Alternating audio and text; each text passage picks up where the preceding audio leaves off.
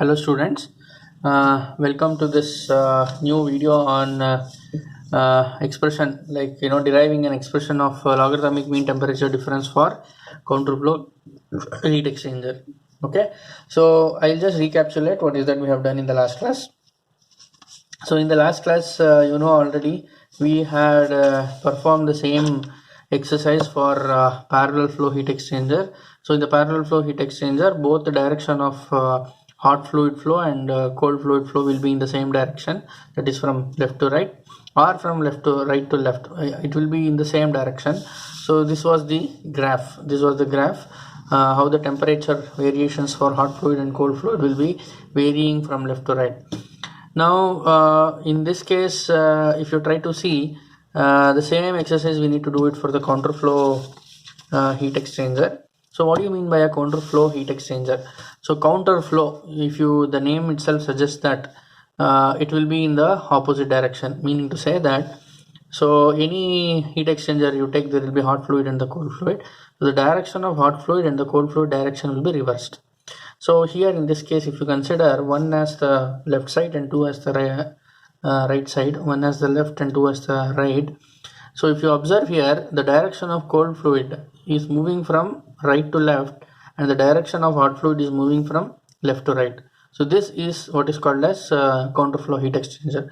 So this will be the arrangement. So the red color denotes the hot fluid. This is the flow arrangement.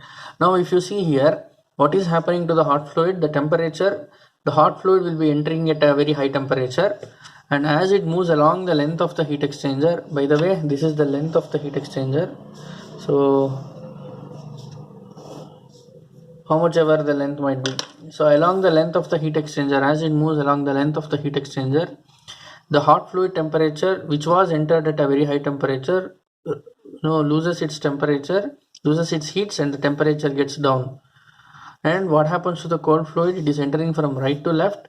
As it moves along the length of the heat exchanger, the cold fluid temperature will increase, correct, from 2 to 1. So how do we see the graph? So if you see this, the graph is going to look like this, correct. So if you observe here, the hot fluid temperature is entering at TH1.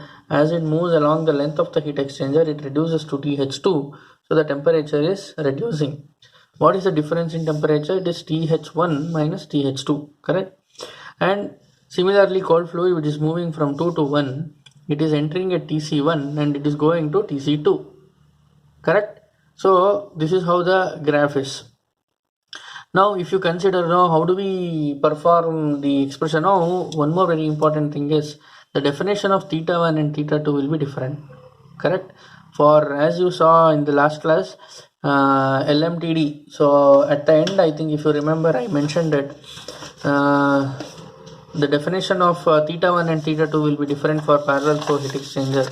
So this is the expression we got in the last class, that is last lecture.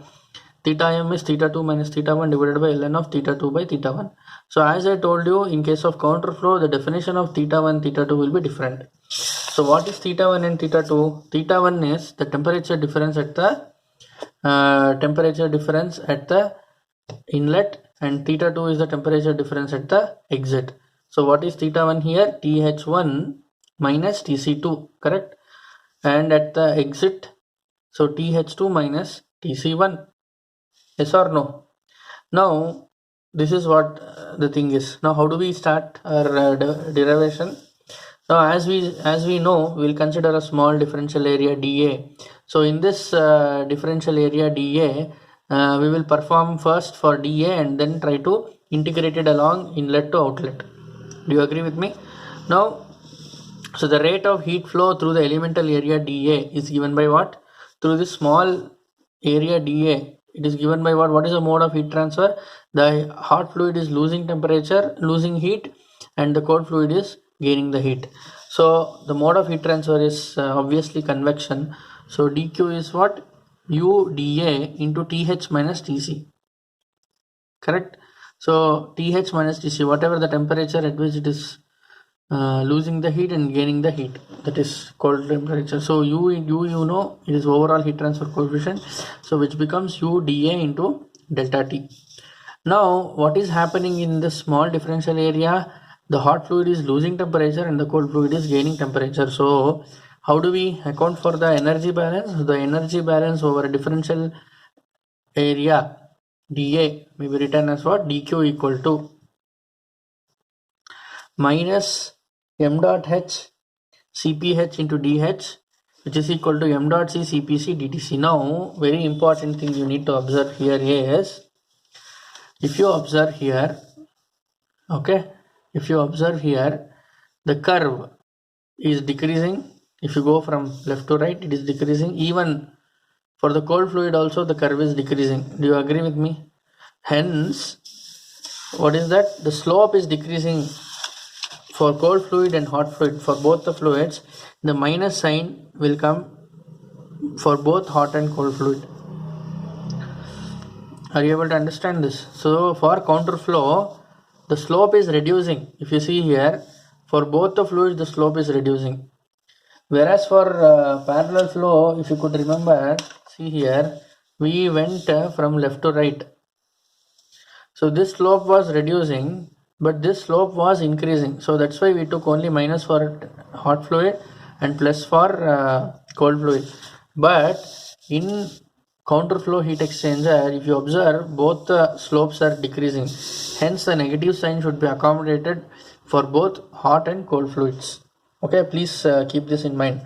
Now shall we proceed? Now what is that we need to do? What is that we need to do now?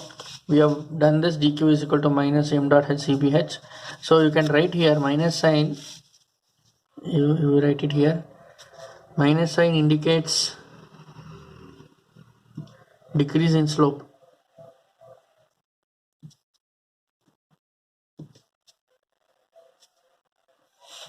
For both the fluids.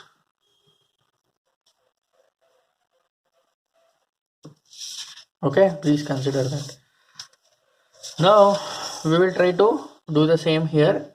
Then we will try to, as we did for the last this thing, dTh equal to minus dq by m dot h cph, which can be written as dq divided by ch, which is the heat capacity. So I'll write it here. If anyone does not know, capital ch is what? M dot h cph, and capital cc is m dot c cpc. Okay. Now similarly dTc will become what? Minus dq divided by m dot c cpc, which is replaced by minus dq by cc. This is what it is. Okay. Now try to subtract 3 minus 4, which will be what? dTc minus dTh minus dTc, which is equal to minus dq of 1 by ch minus 1 by cc. So please call this as equation 5 and keep it ready. Okay.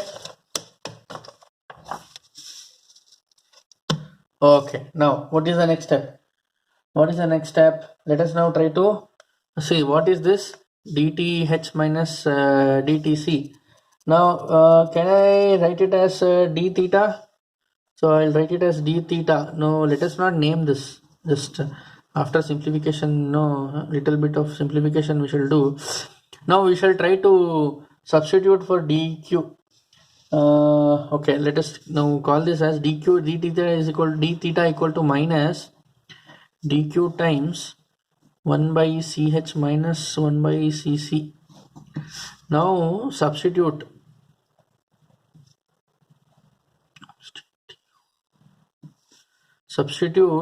for dq, which is equal to what?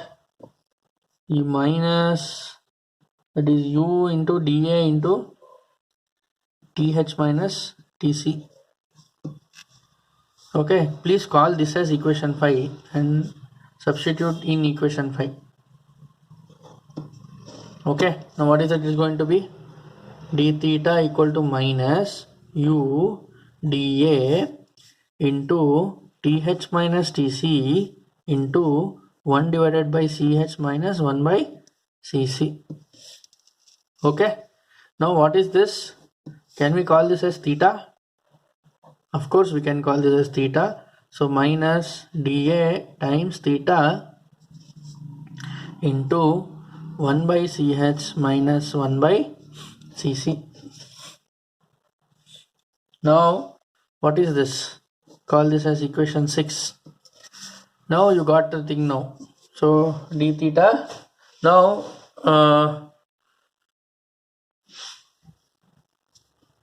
we can do some simplification here. Upon simplifying,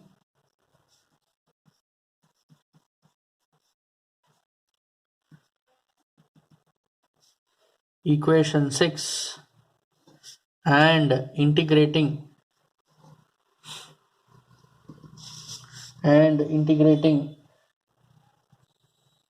between inlet and outlet,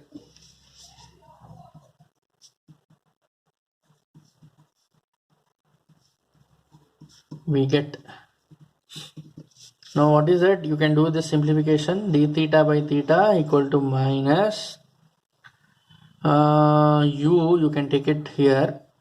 You can call this as 1 by ch minus 1 by cc dA.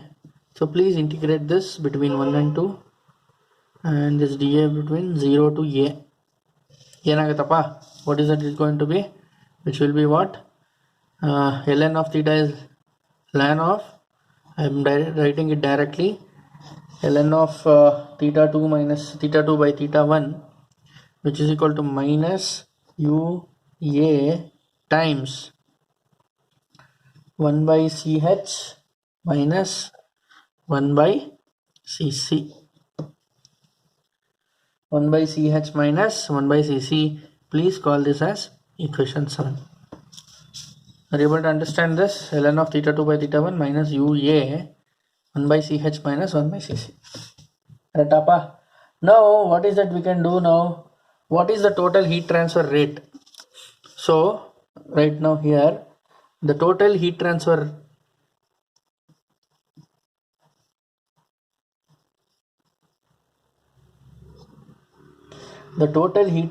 rate between the two fluids is, so what is going to happen along the flow from inlet to outlet? Hot fluid is, the temperature of the hot fluid is reducing and the temperature of the cold fluid is increasing. That means to say heat lost by the hot fluid is gained by the cold fluid, yes or no? So what is that we can write now? The total heat transfer, it is not a differential, it's a total. So Q is equal to what? Heat lost by the hot fluid. So what is the amount of heat that is being lost by the hot fluid? It is, can I write it directly as capital CH, which includes m dot h into CPH. So CH times TH1 minus TC1, sorry, TH1 minus TH2, correct TH1 minus TH2, because this is the maximum temperature difference that the hot fluid is undergoing, which is equal to what? Capital CC times TC2 minus TC1, correct yes or no? Correct. So call this as equation 8. Are you able to understand? This is what the thing is. Now let us try to obtain an expression for 1 by ch and 1 by cc and substitute it in equation 7. Please remember this. Okay, write it somewhere and keep it. Now I will start with this expression. Now I am going to just simply simplify this equation and try to get the expression for 1 by ch. So what is 1 by ch? So 1 by ch is what? TH1 minus TH2 divided by Q. Call this as 9. Similarly, what? 1 by Cc equal to ಏನಪ್ಪ? It is TC2 minus TC1 divided by capital Q. Call this as 10. Now you write it here. Substituting equation 9 and 10 in which equation? 7. We get, what is that we are going to get? Please write it. Ln of theta 2 by theta 1, which is equal to minus u a times What is 1 by ch? Please see here, 1 by ch is what? th1 minus th2 divided by q minus tc2 minus tc1, and put the bracket. Please be careful about the brackets. Divided by q, like this. Minus is also outside. Now ln of theta 2 theta 1 is there. Somehow I want, so let us try to simplify this. Minus ua times divided by q. I'll take it outside. Now in some form, can I try to make it like say what is theta 1? Theta 1 is what? th1 minus tc2. So th1 minus tc2, I'll write it here. Okay, next what is that? I am going to write it minus of, can I write it like this? th2 minus tc1. Will it be the same? Please see here. So th1 minus tc2. So th1 is positive, tc2 is always negative, so it is negative. I wrote it. So minus th2 minus th2 is always minus, and minus of minus will become plus, so minus of minus will become plus. So what is this? So this is nothing but what? This is nothing but theta 1. This is nothing but what? This is theta 2. So minus ua divided by q is nothing but what? Theta 1 minus theta 2. Now taking this minus sign inside, which will be what? ua by q into theta 2 minus theta 1. So therefore, what will be the expression? Ln of theta 2 by theta 1 is equal to what? ua by q into theta 2 minus theta 1. Now we want the expression for q, so therefore q will be equal to what? ua into theta 2 minus theta 1 divided by ln of theta 2 by theta 1. So this is the expression for the heat transfer that is happening in the heat exchanger, the total amount of heat transfer rate. So what is the definition for theta 2? So I'll write it here. Theta 1 is what? th1 minus tc2. Theta 2 is what? th2 minus tc1. So this is the expression for counterflow heat exchanger. So I'll write it here. This is for counterflow heat exchanger.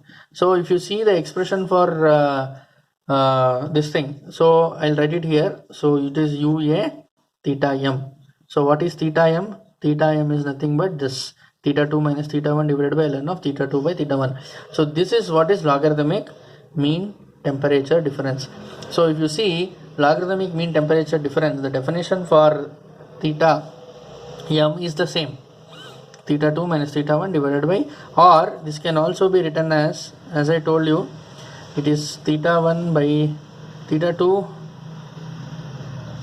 this one, or this is also equal to what? Theta 1 minus theta 2 divided by ln of theta 1 by theta 2. It can be written in either the ways. Okay, the definition, only thing is, if you are going from left to right, it is theta 2 minus theta 1. If you are going from right to left, it will be theta 1 minus. Only difference is that. So for parallel flow and counter flow, the expression remains the same, but the definition of theta 1 and theta 2 will be varying. So this is what the expression for counter flow heat exchanger is. I hope you have gone through, you have understood the derivation part. Now what I want you to make sure for you guys is one special case. If theta 1 is equal to theta 2, then what is the expression for theta m? Have you ever thought of it? So in this expression, see, if theta 1 will be equal to theta 2, what is going to happen? It will be 0 divided by nothing. Here also ln of 0, which will be undetermined net, correct? So let us try to substitute. So theta m equal to what? When theta 1 equal to theta 2, it will be 0 divided by which is, let me write it, theta 1 minus theta 2 divided by ln of theta 2 by theta 1, which will be 0 by 0, which is indeterminate from. So what is that we need to do? The question mark arises. So this is the case where we need to go for what is called as Lee Hospital's rule. Apply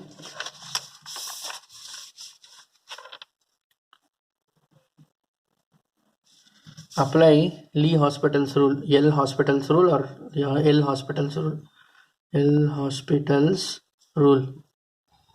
So what is going to happen if you try to apply it for L Hospital's rule? So try to take the limit of, say, theta m equal to, what is that, theta 2 minus theta 1 divided by ln of theta 2 by theta 1, as theta 1 tends to theta 1. So as theta 2 tends to theta 1. So what is that it is going to be? So just you try to apply that simplification thing. So as theta 2 by theta 1 tends to 1, so take the common factor there. So which will be what? Theta 2 by theta 1 minus 1 divided by ln of theta 2 by theta 1. So let us call this theta 2 by theta 1 as r, theta 2 by theta 1 as r. So what is that? This expression will be limit of, as r tends to 1, so here you have to take theta 1 as common factor. Okay, so what will be that? So it will be theta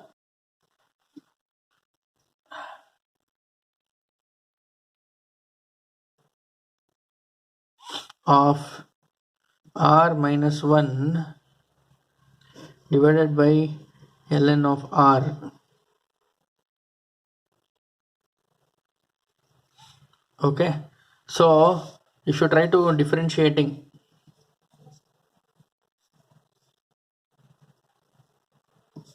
numerator and denominator, we get, what is it you are going to get? Limit as r tends to 1, theta by 1 by r, which is nothing but equal to theta. So what will be that? So therefore for theta 1 equal to theta 2, it will be either theta 1 or theta 2. You have to consider either one of the case. So what will be that? Therefore q will be ua theta. That is the case. Okay, and one more case, if theta 1 and theta 2 are very, very small value. Okay, if the temperature of the fluids are very, very small, okay, the variation from TH1 and TH2 or TC1 to TC2, if it is very, very small, also people try to go for AMTD, that is arithmetic mean temperature difference. That is, they are going to calculate theta m as theta 1 plus theta 2 divided by 2. Only when there is a very, very small variation of temperatures are very, very small. When temperature variation is small,